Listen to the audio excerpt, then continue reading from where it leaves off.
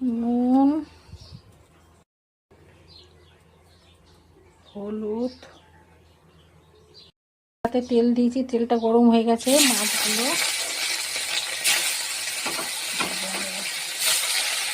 মাছগুলো ভাজা হয়ে গেছে।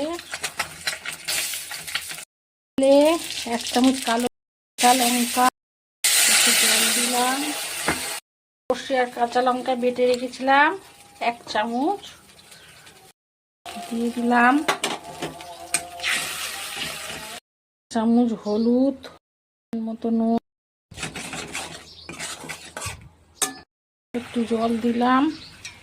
ভাজা মাছগুলো কাসুন্দি 1 চামচ, সর্ষের তেল ওপর থেকে ছড়িয়ে দিলাম।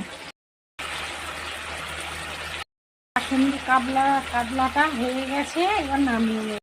কেমন লাগলো জানাবেন।